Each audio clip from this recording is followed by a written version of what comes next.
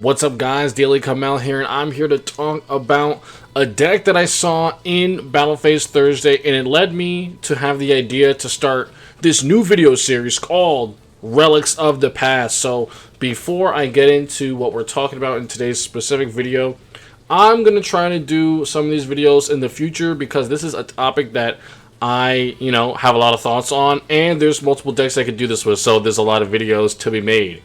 So the purpose of Relics of the Past is to look at decks that have been performing in tournaments recently, or maybe they made a pretty high placing in a tournament, let's say top 4 or top 8, but it's a deck that you would normally never expect to see there.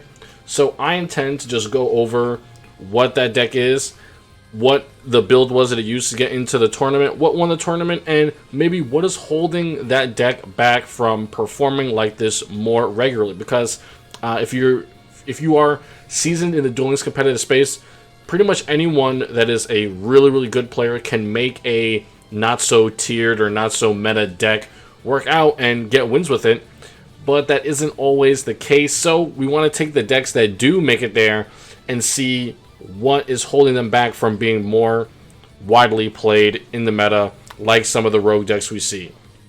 Alright, so the first thing that I wanted to show you is this tournament breakdown from Battle Phase Thursdays. Every Thursday at 5 p.m. EST, I'm the streamer. And we can see, as usual, Ornaments have not been dethroned from their representation hold on the meta. However, if you look right below Resonators, boom, Dinos is up there with 4 participants next to Gaia. Now, Dinos. What? That is a deck that has not seen any real support since like 2018. The cards are super dated, so 4 decks in the total tournament. How many got into the top 32? What? You're telling me 3 out of 4 Dinosaur players actually made it to the top 32? How did that happen? How on earth did that many Dinosaur players make it in? Well, let me show you. First, we've got, boom, Cyanji's top 16 Dino list called Dino Power. Now, this 30-card list of dinos, it very much does fit into the playstyle, and if you are new to the deck or you don't really know what it does, let me explain it real quick. The base idea of the Dino playstyle is to get dinosaurs on normal dinosaurs on the field, or in this case, your normal monsters are your Canadias, your Morellas, and playing 1 Sabersaurus for good measure. But your main game plan is to mill cards from your deck so that you have an excess of dinosaur monsters in the extra deck, and so that you can get Survival's End into the graveyard. This deck's main form of removal is Survival's End.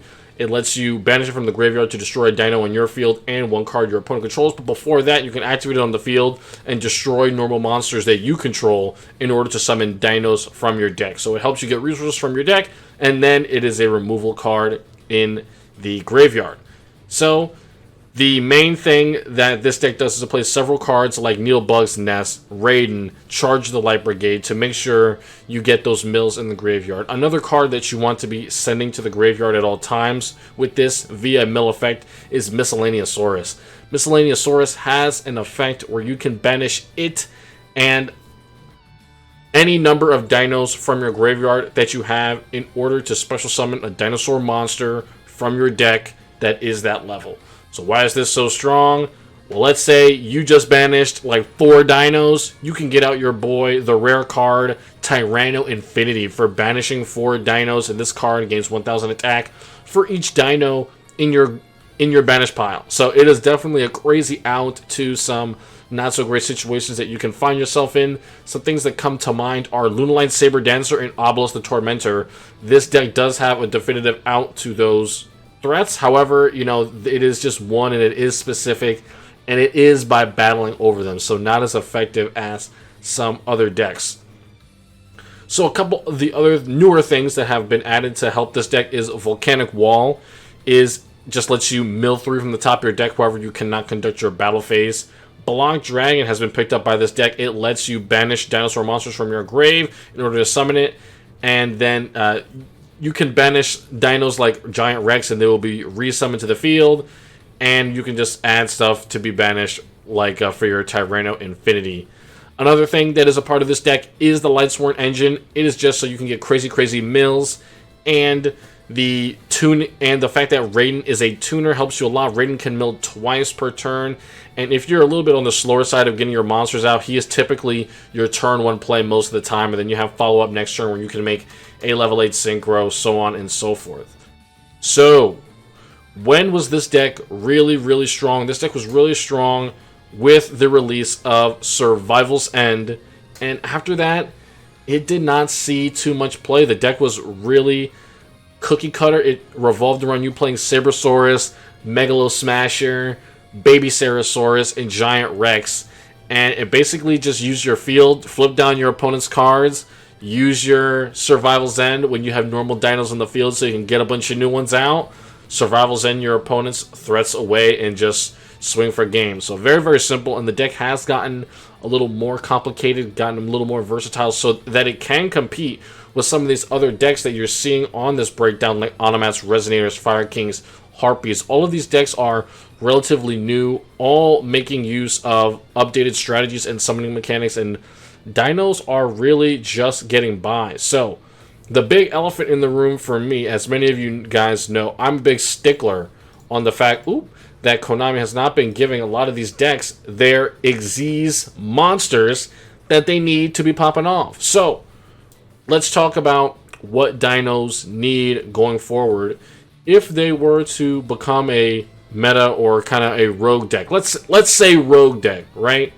Let's get them in there first. So some things they would first need before I talk about the cards. I would like to say dinos need a consistency scale. I'm going to be a huge advocate for every deck that has kind of just been thrown to the wayside and not really given the support that they need. Give them a consistency scale instead. One of the main caveats of dinos is having monsters in the graveyard or banished. So something I would say, you can banish or send to the grave a dino from your hand or field and get one from your deck. Boom. It has to be the same level, maybe the same element, attribute. Let me know your guys' ideas for a dino skill. Dude, that was something I literally came up with 5 minutes ago. So I'm entertained to see if you guys do a little bit better than me. But something that is not speculation that I definitely know that they should have given us are these two Xyz monsters right here. Boom, bam. However, these are very scary Xyz monsters. Ooh. A lot of people do not like seeing these monsters because they have the nasty word negate in their card text. So let's talk about it. Evilzor Lagia and Evilzor Dolka are some of the first Xyz monsters that were introduced with Zexal era in the TCG, and they were very impactful. You can see they were from tins. That means that they were cover cards, baby. So Evilzor Lagia, I'll read it real quick. 2 level 4 dinosaur type monsters. During either player's turn, when a monster would be normal summon or special summon, or a spell trap card is activated, you can detach 2 Xyz materials from this card, negate the summon or activation, and if you do, destroy that card. Now, a lot of people, when I say we need negate effects of Duel Links, people say, but Kamel, the TCG is so crazy. You wouldn't want to play Duel Links and you normal summon a monster and then your summon gets negated. You wouldn't want to play that. And I'm like, well, you're right. That would probably suck if everyone and their mother was playing Evilzor Lagia and Evilzor Dolka and was negating every one of my summons. But the truth is, they're not.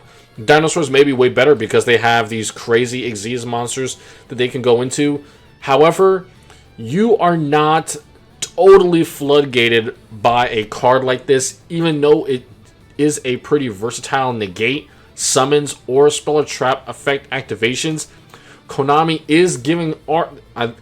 are giving us the tools to deal with monsters like these. We just got breakthrough skill in the selection box, so maybe when a card like that is fully released, or when we get counter options to powerful Xyz monsters like this with crazy effects, then we can see them in the game. Because although I would like these monsters to be in the game, I do think the game was just moving too slow this year for them to be comfortably added into the ecosystem. So let's read Evilzor Dolka before I move on a little bit. This is same summoning requirements. During either player's turn, when a monster effect activates, you can detach 1 material, negate it, and destroy. So a powerful effect negating a destroy. The closest we have to this is Photon Strike Bouncer, and it only negates, does not destroy. Dolka has a little bit more of a specific summoning cost, and it destroys. So clearly very powerful. And I think the issue with adding cards, another issue that would arise from adding cards like this to the game, is that these monsters can only be summoned via dinosaurs. So only dinosaur decks, or decks that could really utilize Miscellaneousaurus, can take advantage of it. And I suppose that they do not want to wall super powerful effects like this behind one archetype. Now you could say, but you know, this archetype has some crazy consistency, like Automats. Automats has crazy consistency. Why are they the only archetype that gets to do that? I would say their consistency is not such something. It's not a powerful effect that is only theirs, but it's something that they have access to because of a skill, right? Many decks have been getting consistency skills, so they seem very powerful, and they are able to make better use of the underpowered extra deck, somewhat underpowered extra deck monsters that we have. But decks that don't have those consistency skills, like Dinos, they suffer very greatly from not having access to powerful extra deck monsters, powerful boss monsters that they can go into to finish off plays, because they are worrying about not being able to draw their combo pieces and then not having an explosive enough finish to win the duel. So, in short, what do I think dinosaurs would need for the future in order to compete with the other decks?